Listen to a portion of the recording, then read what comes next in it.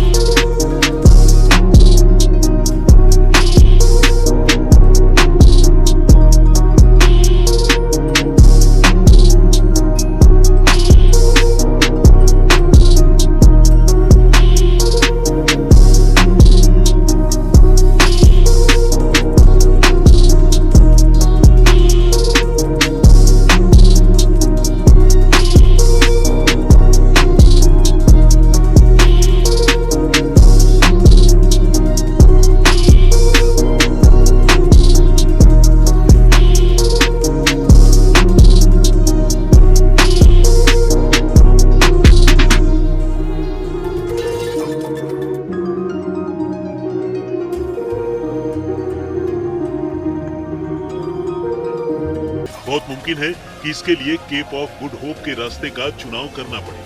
Cap of good hope यानी south Africa के निचले हिस्से में केप टाउन के पास का समुद्री रास्ता, और इस रास्ते से तेल मंगवाने का मतलब इसे भारत तक पहुंचने में 7 से 13 दिन का ज्यादा समय लगेगा। इससे न सिर्फ इंतजार लंबा होगा, बल्कि इतने लंबे रास्ते से होकर आने की वजह से तेल की कीमतों का बढ़ना भी तय हो जाएगा।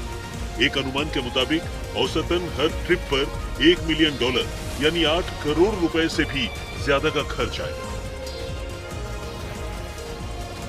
समंदर के इस इलाके में करीब 2-2 मील के 2 शिपिंग लेन्स हैं, जिनसे होकर जहाजों की आवाजाही होती है। इसे लंबे वक्त तक बंद करने के लिए ईरान को इस जगह पर सैन्य टैंकरों को टारगेट कर उन्हें धराशायी करना होगा, ताकि रास्ता ही जाम हो जाए।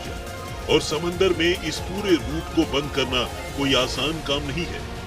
ऐसा भी नहीं है कि होर्मुज स्ट्रेट के बंद हो जाने का असर सिर्फ तेल का आयात करने वाले देशों को ही होगा, बल्कि तेल की सप्लाई करने वाले कई देश जो अब तक तटस्थ हैं, उनकी अर्थव्यवस्था पर भी इसका खास असर पड़ेगा, खासकर अरब, कुवैत और कतर जैसे देश।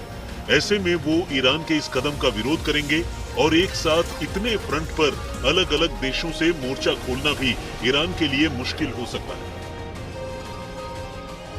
वैसे भी अमेरिका की 5वीं नौसेना फ्लीट बहरीन में सिर्फ इसी चेक पॉइंट की रखवाली के लिए तैनात रहती है। ऐसे में अगर यहाँ ईरान कोई बमबारी या विध्वंसक कार्रवाई करता है, तो फिर बहुत मुमकिन है कि यहाँ भी उसे अमेरिका से सीधा टकराव मोलना पड़े, जो कि युद्ध को और बढ़ा सकता है।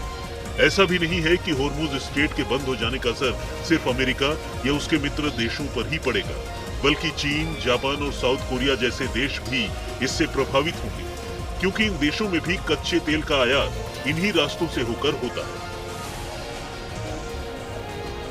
वैसे भारत ने होर्मुज संकट से निपटने के लिए अपनी तैयारियां कर रखी है। भारत के पास करीब 5 मिलियन मीट्रिक टन का ऑयल रिजर्व पहले से मौजूद है, जिससे करीब 3 हफ्तों का काम चल सकता है।